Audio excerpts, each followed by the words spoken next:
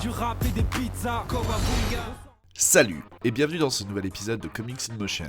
Et comme le dit le rappeur Olsan, aujourd'hui on va parler des Tortues Ninja. Alors affûtez vos katanas et préparez les parts de pizza. Quoi?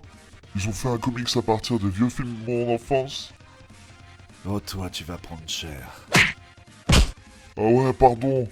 C'est vrai, c'était un dessin animé à l'origine. Oh putain. Ta gueule. Bon, il ne faut pas oublier que les Tortues étaient d'abord des héros de comics créés par Peter Laird et Kevin Eastman en 1984. Et d'ailleurs, c'est l'occasion de fêter les 30 ans de nos Tortues préférées.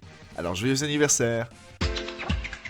Joyeux anniversaire, heureux anniversaire. Mais c'est quoi les Tortues Ninja?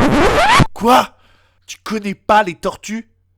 Bon, ok, je reprends mon calme. C'est vrai que tout le monde ne peut pas connaître les Tortues. Alors revenons à la base. Les Tortues Ninja relatent les aventures de 4 tortues, Leonardo, Donatello, Michelangelo et Raphaël, et de leur maître le rat Splinter vivant dans les égouts. Une exposition à un mutagène les a tous les 5 changés en créatures anthropomorphiques de taille humaine. Entraînés par Splinter, les 4 tortues luttent contre diverses menaces qui pèsent sur New York. Alors quand IDW Publishing et Nickelodeon, les détenteurs actuels de la licence, ont décidé de faire un reboot de cette série culte, on pouvait être partagé entre peur et joie.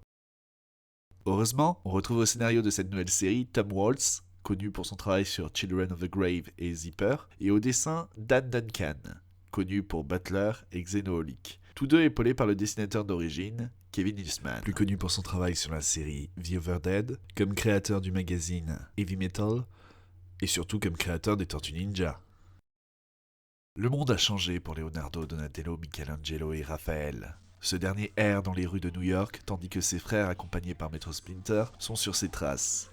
Mais une sombre menace plane en la personne du chat de gouttière mutant Old Hob et de son gang de criminels. Pour ceux qui ont découvert les Tortues par l'intermédiaire du dessin animé, attendez-vous à être bien surpris par cet aspect mature du titre, mais aussi par les nouvelles origines de la plupart des personnages. Ainsi, Splinter n'a jamais été un humain, mais un rat de laboratoire. April O'Neil, la fameuse journaliste de Channel 6 dans le dessin animé, est ici une assistante de laboratoire chez Stockgen Laboratories. En somme, un rôle de scientifique comme dans les comics des années 80. Casey Jones, pour sa part, a toujours une âme de redresseur de tort, mais est aussi un garçon battu par son père. Le tout apporte une certaine cohérence dans les relations entre les personnages et montre que la série se destine avant tout à un public adulte. Une case en particulier est représentative de ce changement de ton. Raphaël, affamé, cherche à manger dans les poubelles quand il tombe sur un t-shirt où est imprimé le terme « Kawabunga », la phrase culte du dessin animé des années 90. Il y jette un œil avant de dire « Oh là, tout faux » et de rejeter le t-shirt. Vous pouvez donc oublier les Kawabunga et autres Booyashaka. Comme vous, les Tortues Ninja ont mûri. Elles n'hésitent plus à sortir les armes et à blesser leurs adversaires, cependant, une seule règle prédomine, on ne tue pas. Dans cette nouvelle version, Splinter et les Tortues ne sont pas les seules créatures à avoir été touchées par l'agent mutagène, puisqu'un chat lui aussi a été en contact, faisant de Hold Up un chat humanoïde, et le principal adversaire de nos héros par la même occasion. Les puristes pourront se demander où sont Krang, Bebop ou encore Shredder, et on peut les rassurer. Même s'ils ne sont pas présents, ce n'est pas pour autant qu'ils ne sont pas mentionnés et ne feront pas leur apparition dans les prochains épisodes de la série. D'ailleurs, tout le cœur des 4 premiers numéros repose sur le fait de mettre en place cet nouvel univers, d'expliquer pourquoi Raphaël se retrouve séparé de sa famille et sa rencontre avec le jeune Casey Jones. Cette séparation du reste du groupe est d'ailleurs une bonne manière d'expliquer le caractère rebelle et si tranché de Raphaël. N'ayant pas reçu l'enseignement de Splinter et ayant connu la dureté de la vie dans les rues, on comprend mieux le personnage qui en devient très attachant.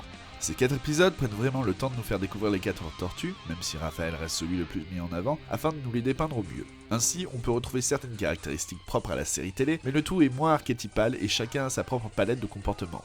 La dispute entre Leonardo et Donatello en est une parfaite illustration, ce dernier étant beaucoup plus effacé dans le dessin animé. Autre élément perturbant pour les personnes qui n'auraient jamais lu un comics des Tortues Ninja est qu'elles portent toutes un bandana rouge, et ce n'est donc plus à la couleur du bandana qu'on peut faire la distinction, mais bien à la couleur de la peau, qui présente de belles variations de vert, sinon il reste toujours les armes pour les moins attentifs d'entre nous. Les 4 autres épisodes sont l'occasion de voir le quotidien des tortues à travers les yeux de Raph, et de découvrir le mystérieux passé qui unit Splinter et ses fils, mais aussi d'étoffer le background général, ainsi que les relations des personnages secondaires avec la relation O'Neill-Casey ou encore le rapport entre Stockman et Old Hob. Mais c'est surtout l'occasion de moments d'action mettant en scène les 4 tortues, d'introduire les robots Mausers, chers aux connaisseurs de la série télé, ou de nous laisser sur un cliffhanger donnant envie de vite lire la suite.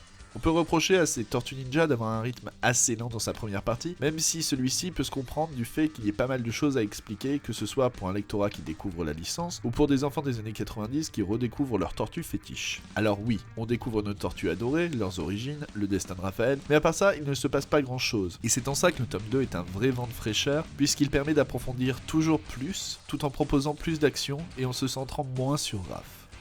Le trait de Dan Duncan nous offre un style très crayonné, avec beaucoup de traits, donnant un côté vibrant au personnage qui passe particulièrement bien durant les scènes d'action et encore plus pour les mutants. En effet, on sent le dessinateur peut-être un peu moins en confiance lorsqu'il s'agit de dessiner des humains. Le choix de Duncan reste cohérent avec le travail d'Eastman, même si le côté grunge est un peu moins présent. L'artiste arrive à faire exprimer beaucoup d'expressions aux tortues, et l'on se surprend même à les reconnaître grâce à cela.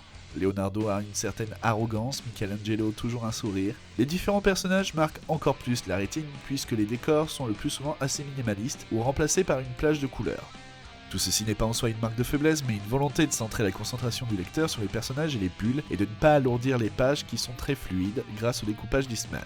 On navigue alors entre les teintes de vert, ocre, violet, qui nous rappellent que nos tortues vivent dans les égouts et ne sortent que la nuit. Au final, ce style, tout en étant fidèle aux origines, colle très bien à l'univers de nos ninjas et apporte un peu de fraîcheur par rapport au style mainstream qu'on retrouve bien trop souvent chez les éditeurs de super-héros. Et bien qu'il puisse être rebutant pour certains dans un premier temps, on s'y habitue assez vite, tant il permet de souligner le côté énergique et punchy des scènes d'action.